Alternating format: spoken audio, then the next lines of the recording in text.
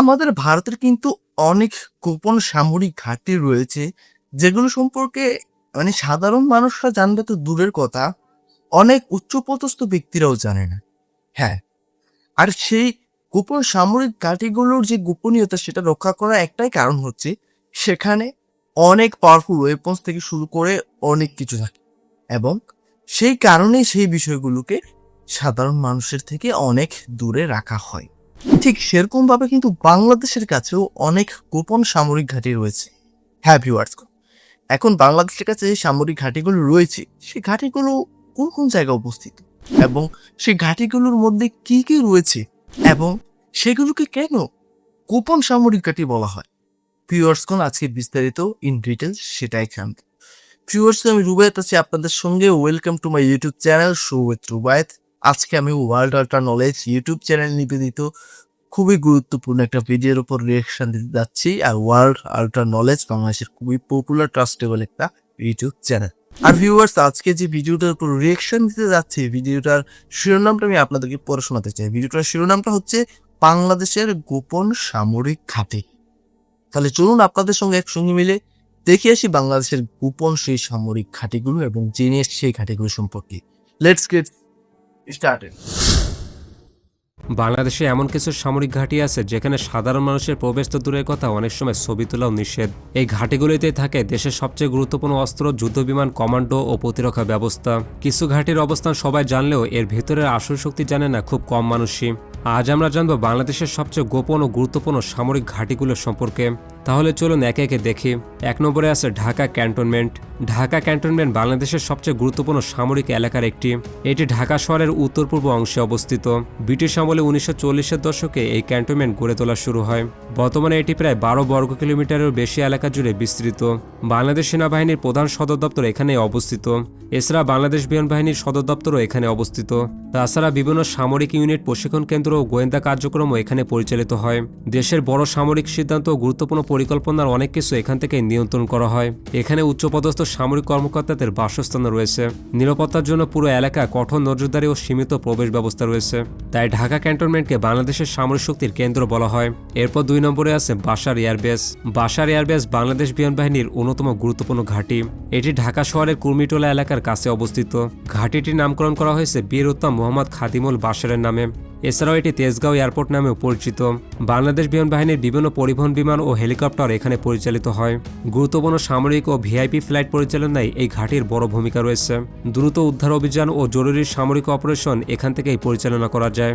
এখানে রয়েছে কঠোর নিরাপত্তা ও আধুনিক পর্যবেক্ষণ ব্যবস্থা। তাই এটি বাংলাদেশের আকাশ প্রতিরক্ষার একটি গুরুত্বপূর্ণ কেন্দ্র বলা যায়। এরপর ৩ নম্বরে আছে বিএনএস ঈসা খান। বিএনএস ঈসা খান বাংলাদেশ নৌবাহিনীর অন্যতম প্রধান ঘাঁটি। এটি চট্টগ্রাম শহরে অবস্থিত এবং কৌশলগতভাবে খুব গুরুত্বপূর্ণ। এটি তৈরি করা হয় ১৯৭৪ সালে। ঘাঁটিটির নামকরণ করা হয়েছে বাংলার ঐতিহাসিক বীর ঈসা খানের নামে। বাংলাদেশ নৌবাহিনীর অনেক গুরুত্বপূর্ণ জাহাজ ও ইউনিট এখানে অবস্থান করে। সমুদ্র নিরাপত্তা ও বঙ্গোপসাগরে অপারেশন পরিচালনায় এই ঘাঁটির বড় ভূমিকা রয়েছে। নৌবাহিনীর প্রশিক্ষণ, রক্ষণাবেক্ষণ ও সামরিক প্রস্তুতির কাজও এখানে করা হয়। এখানে কঠোর নিরাপত্তা ও সীমিত প্রবেশ ব্যবস্থা রয়েছে। তাই বিএনএস ঈসা খানকে বাংলাদেশের নৌশক্তির অন্যতম প্রধান কেন্দ্র বলা হয়। এরপর ৪ নম্বরে আছে বিএনএস পেকুয়া। বিএনএস পেকুয়া বাংলাদেশের সবচেয়ে আধুনিক নৌঘাঁটিগুলোর একটি। এটি পটুয়াখালী জেলায় অবস্থিত এবং এটি ২০২৩ সালে আনুষ্ঠানিকভাবে চালু করা হয়। ঘাঁটিটি বঙ্গোপসাগরের খুব গুরুত্বপূর্ণ কৌশলগত এলাকায় তৈরি করা হয়েছে। বড় যুদ্ধজাহাজ ও আধুনিক নৌ সরঞ্জাম পরিচালনার সুবিধাও এখানে রয়েছে। দেশের সমুদ্র নিরাপত্তা ও উপকূলীয় প্রতিরক্ষায় এই ঘাঁটির বড় ভূমিকা থাকবে। ভবিষ্যতে এটি বাংলাদেশের অন্যতম প্রধান নৌ কমান্ডো সেন্টার হতে পারে এবং এখানে আধুনিক অবকাঠামো ও নিরাপত্তা ব্যবস্থা তৈরি করা হয়েছে। তাই বিএনএস পেকুয়াকে বাংলাদেশের ভবিষ্যৎ নৌশক্তির গুরুত্বপূর্ণ ভিত্তি বলা হয়। ভিউয়ার্স, কোন একটা বিষয় আপনাদেরকে বলি, যেই জায়গাগুলোকে আসলে গোপন রাখার চেষ্টা করা হয় বেশি, সেটা সত্যি যে সেই জায়গাগুলোর প্রয়োজনীয়তা অনেক বেশি। হ্যাঁ, সেই জায়গাগুলোতে অনেক কিছু থাকে, পাশাপাশি সেই জায়গাগুলোর যে কৌশলগত অবস্থান সেটাও খুব ভালো একটা অবস্থায় থাকে এবং খুব গুরুত্বপূর্ণ একটা অবস্থায় থাকে। তাই সেগুলোকে স্ট্রং করা হয় এবং গোপন রাখা হয়। তাহলে চলুন বাকি অংশটা দেখে আসি। এরপর ৫ নম্বরে আছে জালালাবাদ ক্যান্টনমেন্ট। জালালাবাদ ক্যান্টনমেন্ট বাংলাদেশ সেনাবাহিনীর একটি গুরুত্বপূর্ণ সামরিক ঘাঁটি। এটি সিলেট অঞ্চলে অবস্থিত এবং কৌশলগতভাবে খুব গুরুত্বপূর্ণ। পূর্ব অঞ্চলীয় সীমান্ত নিরাপত্তায় এই ক্যান্টনমেন্ট বড় ভূমিকা পালন করে। এটি স্বাধীনতার পর 1974 সালে প্রতিষ্ঠিত হয়। এখানে বিভিন্ন সেনা ইউনিট ও সামরিক স্থাপনা রয়েছে। পাহাড়ি ও সীমান্ত অঞ্চলে দ্রুত অভিযান পরিচালনার সুবিধাও এখানে আছে। সেনাদের প্রশিক্ষণ ও প্রস্তুতির কাজও এই ঘাঁটিতে করা হয়। এছাড়া এখানে কঠোর নিরাপত্তা ও নজরদারি ব্যবস্থা বজায় রাখা হয়। তাই জালালাবাদ ক্যান্টনমেন্টকে বাংলাদেশের পূর্ব অঞ্চলের গুরুত্বপূর্ণ সামরিক কেন্দ্র বলা হয়। এরপর 6 নম্বরে আছে শহীদ সালাউদ্দিন ক্যান্টনমেন্ট। শহীদ সালাউদ্দিন ক্যান্টনমেন্ট বাংলাদেশ সেনাবাহিনীর একটি বিশেষ গুরুত্বপূর্ণ ঘাঁটি। এটি টাঙ্গাইল জেলায় অবস্থিত। বাংলাদেশের প্যারা কমান্ডো ও স্পেশাল ফোর্সের কার্যক্রমের জন্য এই ঘাঁটি পরিচিত।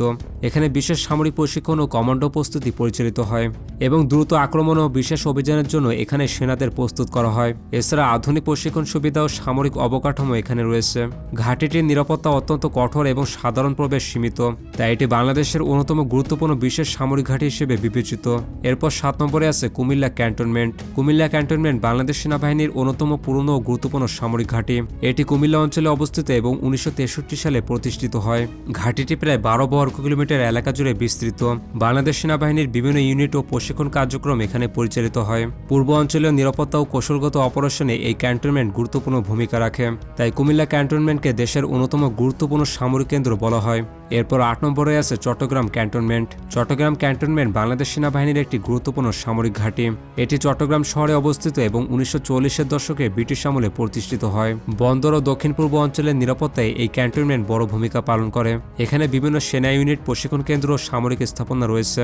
তাই এটি বাংলাদেশের অন্যতম গুরুত্বপূর্ণ কৌশলগত সামরিক ঘাঁটি হিসেবেও বিবেচিত। সব মিলিয়ে বাংলাদেশের এই সামরিক ঘাঁটিগুলোই দেশের প্রতিরক্ষার মূল ভিত্তি। অনেক তথ্য প্রকাশ না হলেও এই ঘাঁটিগুলো সবসময় প্রস্তুত থাকে দেশের নিরাপত্তা রক্ষার জন্য। তো আপনার মতে বাংলাদেশের সবচেয়ে গুরুত্বপূর্ণ সামরিক ঘাঁটি কোনটি? কমেন্টে জানাতে ভুলবেন না। ভিউয়ার্স, সম্পূর্ণ ভিডিওটা তো আপনারা দেখতেই পেলেন। আশা করি আপনারা বিস্তারিত সবকিছুই বুঝতে পেরেছেন। আমিও দেখতে পেলাম, আমিও ইন ডিটেলস একদম ক্লিয়ারলি সবকিছু বিস্তারিত বুঝতে পেরেছি। ভিউয়ার্স, এখানে অনেকগুলো সামরিক ঘাঁটি সম্পর্কে হয়তো আপনারা বিস্তারিত দেখেছেন এবং জেনেছেন। আমিও দেখেছি এবং জেনেছি। তো সবগুলো ঘাঁটি অত্যন্ত গুরুত্বপূর্ণ। তবে এর মধ্যে সব থেকে বেশি গুরুত্বপূর্ণ যদি বলতে হয় তাহলে আমি বলবো চট্টগ্রাম, সিলেট এবং ঢাকা ক্যান্টনমেন্টকে। হ্যাঁ, কারণ ঢাকা হচ্ছে বাংলাদেশের একটা কেন্দ্রীয় এলাকা, ঠিক আছে? ঢাকাকে যদি কেউ পরাস্ত করতে পারে তাহলে পুরো বাংলাদেশটাকে সে কন্ট্রোলে নিতে পারবে। তো সেই ক্ষেত্রে ঢাকাটা একদম মেইন পয়েন্ট। তারপর সিলেট এবং চট্টগ্রাম, এখানে আমাদের ভারতের সঙ্গে বাংলাদেশের বর্ডার রয়েছে, সেখানে প্রায় সময় সমস্যা হয়, ঠিক আছে? তো সব মিলিয়ে এই 3টা যেই ঘাঁটি রয়েছে সেগুলো অনেক বেশি গুরুত্বপূর্ণ। তবে আমি একদম বুকে হাত দিয়ে বলতে পারি, একদম 100% শিওর দিয়ে বলতে পারি, এখানে যে ঘাঁটিগুলো সম্পর্কে আপনারা দেখেছেন, ঠিক আছে, এই ঘাঁটিগুলো অত্যন্ত গুরুত্বপূর্ণ এবং গোপনীয় ঘাঁটি। তবে এছাড়াও অনেক ঘাঁটি রয়েছে যেগুলো সম্পর্কে মানে হাতে গোনা কয়েকজন ছাড়া অনেক এমপি মন্ত্রীও জানে না। মানে প্রতিটা দেশেও এরকম ঘাঁটি থাকে আর কি। শুধু যে বাংলাদেশে এরকম সেটা না, মানে প্রতিটা দেশেই কিন্তু এরকম সামরিক অনেক ঘাঁটি থাকে যেটা সম্পর্কে অনেক এমপি মন্ত্রীও জানে না। ভিউয়ার্স, তো এখানে যতগুলো ঘাঁটি দেখলেন এর মানে যে এগুলোই গোপন ঘাঁটি সেটা কিন্তু আমি শিউর দিয়ে বলছি না। 100% শিউর দিয়ে এটা বলছি যে এছাড়াও অনেক গোপন ঘাঁটি রয়েছে, ঠিক আছে? অনেক গোপন ঘাঁটি রয়েছে বাংলাদেশে। তো ভিউয়ার্স, সব মিলিয়ে একটা কথাই বলতে চাই, বাংলাদেশের এই গোপন ঘাঁটিগুলো যে সবসময় প্রস্তুত থাকে সেটা কিন্তু 100% শিওর।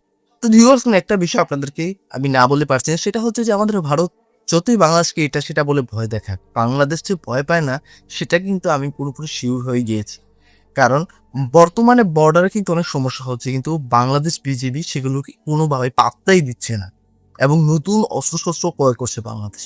তো ভিউয়ার্স, বিদায় নেওয়ার আগে একটা বিষয় আমি আপনাদেরকে জানাতে চাই, সেটা হচ্ছে আমি নতুন আরেকটা কাজ শুরু করেছি, আরেকটা নতুন ইউটিউব চ্যানেলে।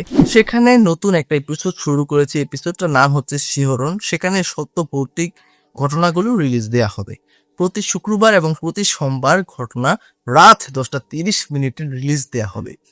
সেখানে আপনি চাইলেও আপনার সাথে ঘটে যাওয়া ঘটনা আমার কাছে পাঠাতে পারেন, বা আপনার জানা কোনো সত্য ভৌতিক ঘটনা আমার কাছে পাঠাতে পারেন।